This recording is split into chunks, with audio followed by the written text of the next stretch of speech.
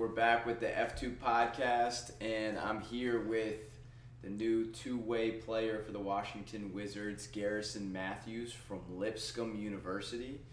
Gee, it's good to have you on the show, man. Well, first of all, I appreciate y'all coming out to Nashville.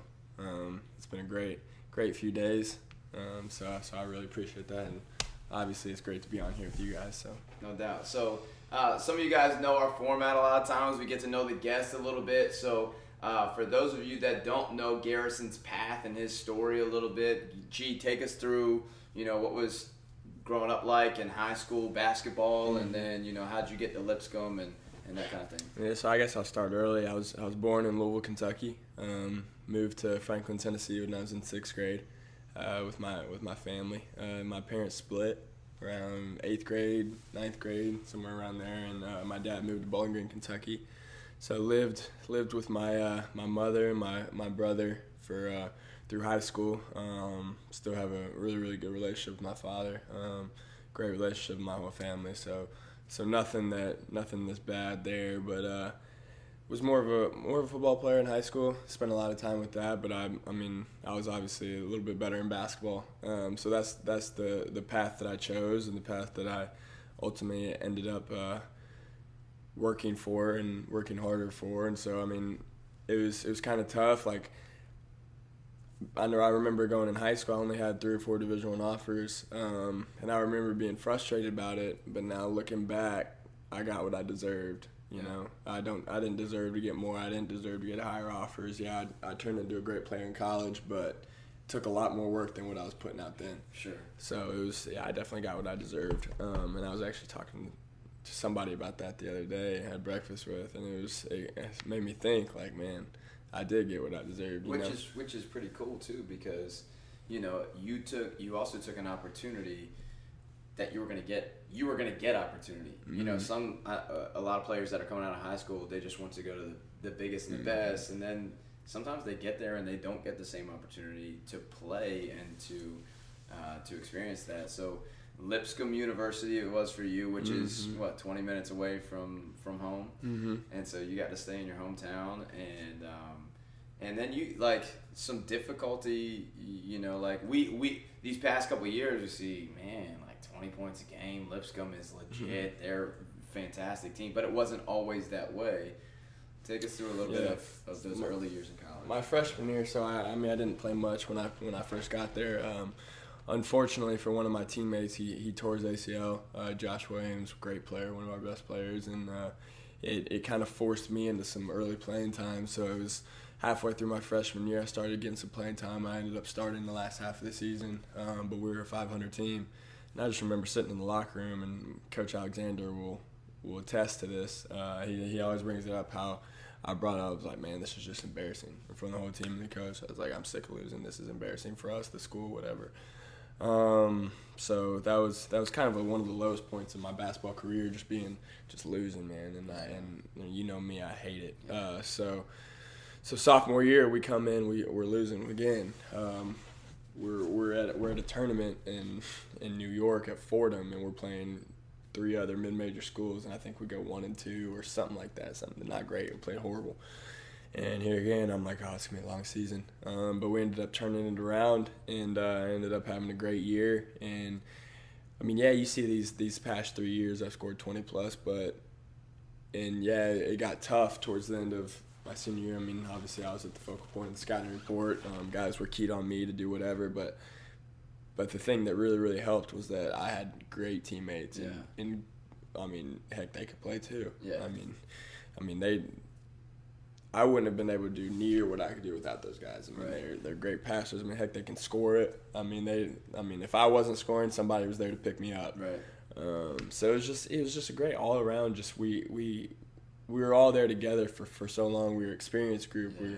Especially my senior year, we had played together for 3-4 years, and we were a super competitive group, really tight knit group that really helped us. Unfortunately, we lost in the championship to Liberty. But I ended up making a really good NIT run, making the championship. So, I'm blessed that I got to spend the last 4 years at Lipscomb. So. Yeah, so a heck of a college career. And then you go, drafts coming up. We meet you after your college career. We meet you through our pre-draft training, and that was an awesome period of time. Well, I mean, shout out Chris Patrick. Right. That would have never happened if I didn't sign with Chris Patrick. A little bit of background: I met him through a referral. Josh Majette, obviously, he worked out with you guys, but he played for one of my assistant coaches over at UAH. And man, he was the only one that really believed in me, that I felt like believed in me, and I'm very fortunate that I got to sign with him. And he's an amazing guy. He's a guy that cares about people, not just making money like a lot of these agents do. But he's a relationship guy, and I'm very blessed to have signed with him. And I couldn't ask for better. Yeah. He's an amazing guy. So no doubt.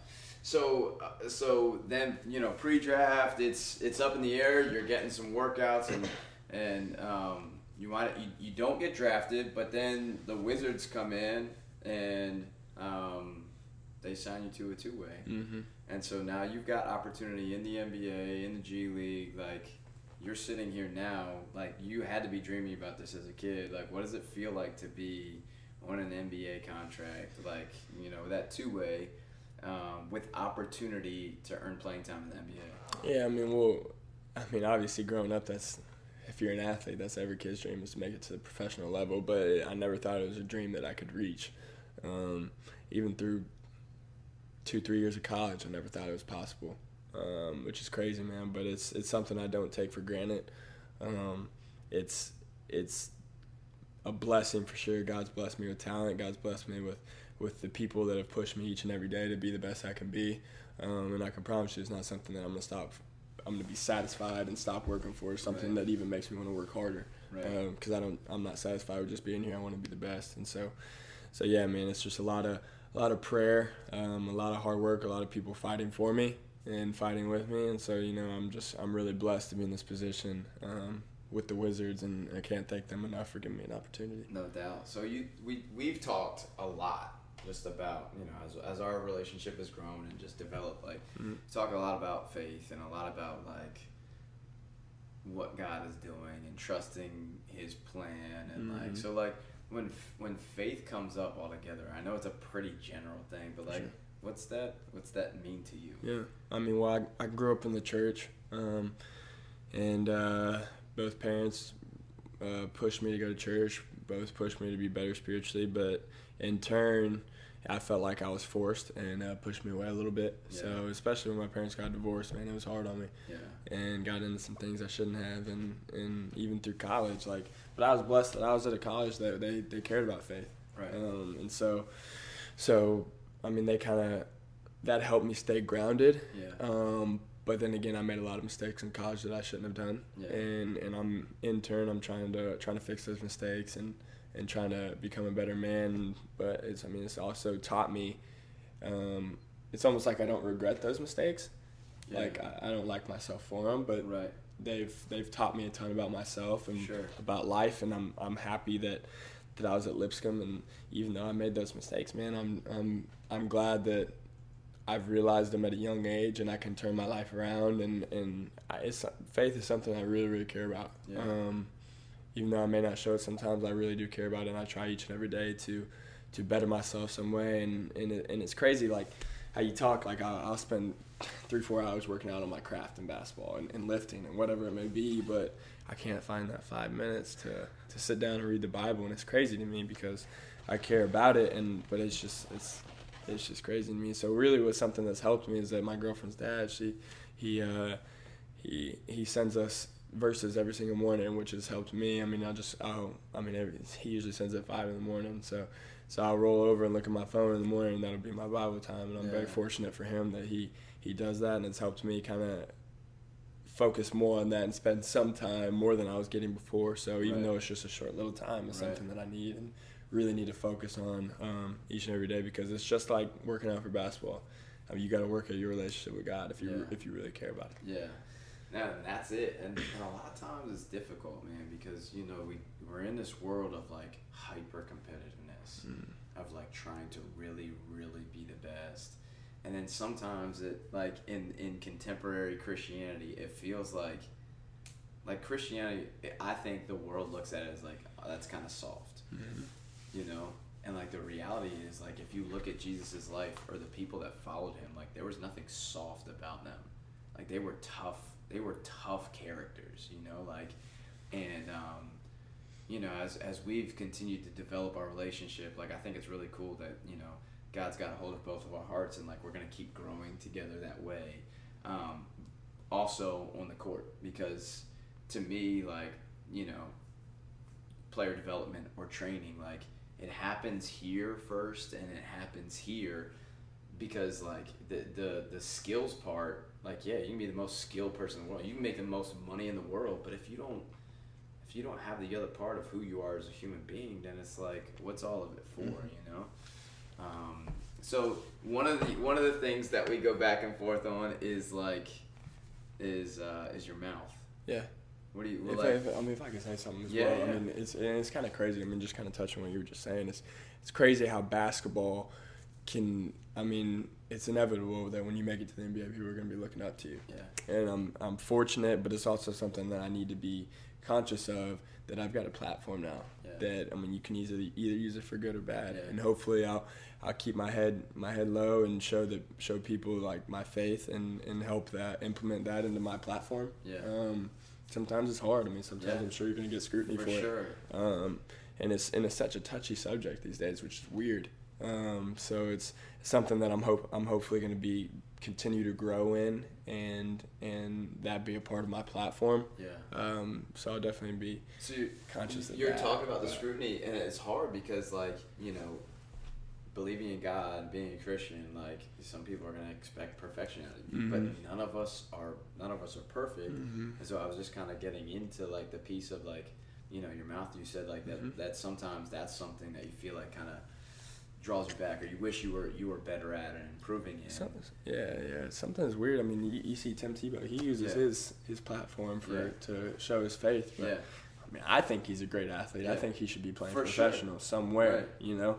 But I mean, it is what it is, and it's just something that, like, if you really care about your faith, you stay strong in it, and you what you believe in, you stay strong. But yeah, I mean, talking about my mouth, man, it's not good, and it's something that even so, it's weird, man. Growing up, I hated saying GD. I hated hearing people say GD, and it hurt me, and it was like I developed through college this really, really bad habit of saying it, and when I was just really mad, really competitive, and I'm just like, in the moment, I just like, don't even think about it. I don't care. Right. And I remember this specific instant. I'm over at Troy University at the scrimmage this past year, and I missed a three, and I yelled GD over there by their bench, and didn't really think anything of it at the time. Right. And then I get a letter from their head coach like 3-4 days later. It's like, I think you're an incredible player. I think you're going to make the NBA one day, no doubt. But I think I heard you say something that really hurt me, and something that I'm conscious of, and talked to my team before the season and all this stuff. And so, I mean, that I'm very glad that he brought that to my attention, because it's something that I struggle with, and I'm fighting for every day. That, I mean, people might think it's just something small that isn't a big deal, but to me it is. Yeah. I mean, you take the Lord's name in vain, it's serious. Right. So, and that's a touchy subject, you know, in the Christian world. But I think it's like, to me, it's really about who we're becoming. You know, we ran a camp this week together, and it's something that we actually talked to the younger players about. But I think it's a message for all of us, is like, who we're becoming. Like, none of us are perfect right now, but if God is moving in our lives, we all need to be growing and progressing forward and allowing Him to move in our lives more. And so.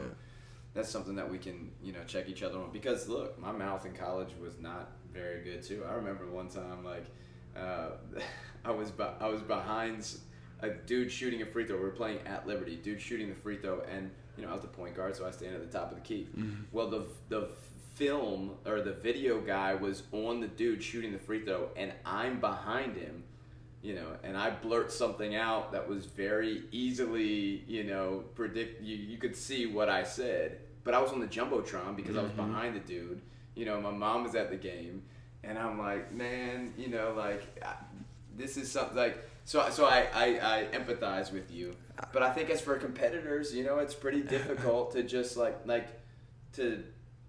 it's almost like it's kind of a habit, and it's something that we just have to improve on. I can't tell you how many texts I've gotten after games when people can see my face on the TV, and it's funny because I was in class this past spring, and I was taking a sports management class, and we were talking about our mouths and stuff, and my teacher's son was a big fan, and he saw me say something one night during a game, and he was watching the TV, and I was like, right, hey, man, it was just so. I mean, I started going more like this, but it's something that definitely needs to be thought of during the game. You need to be conscious of but it's how we build our habits. Yeah.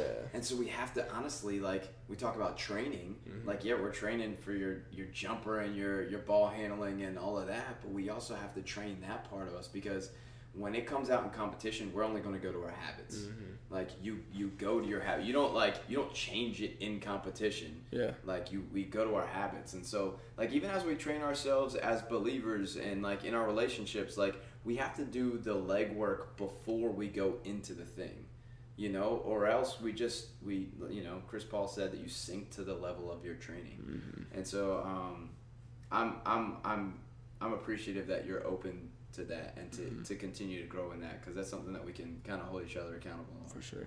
For sure. So then what's the dream? What's next, man? Like, you go up to DC in a month or two here, and then it's like it's on. So, what's next? Well, I mean, the cool thing for me is that I love setting goals for myself, and I've always been not always, because I definitely have a lot thought about, like, outcome over process. Yeah. But as I went through college, I started really focusing on just the process, and really fell in love with that part of the game. And so now, I mean, right now I've set goals for myself now I'm on a two-way, so obviously I'll be bouncing back between the NBA and G League. I mean, nothing's guaranteed, so I could just be sitting in the G League. Right. But a goal for mine is to not only be in the NBA, but become a roster player somewhere. I mean, hopefully it's with the Wizards, but never know what happens in the league. Right. So that's one of my goals that I set for myself. So now the dream is to just work each and every day as hard as I can and enjoy that process and love that process and do everything I can to get better each and every day. And I can promise you the outcome will be in my favor if I just fall in love with that process and keep doing it. And that's something that I really want young hoopers to get, that it's not about the outcome. If you love the process and really, really, really work. I mean, some people can work, but can they do it on a consistent basis? Right. Then the outcome will be in their favor. No doubt. All right, I dig it. So for those of you that are watching or listening in, just like Garrison was talking about, let's get locked in the process, whether it's building your faith or what you're pursuing in your career or even developing good relationships. Let's lock into the process of what makes those outcomes even more positive. Gee, it's good to have you on. Appreciate you, man. Yep. We're out of here.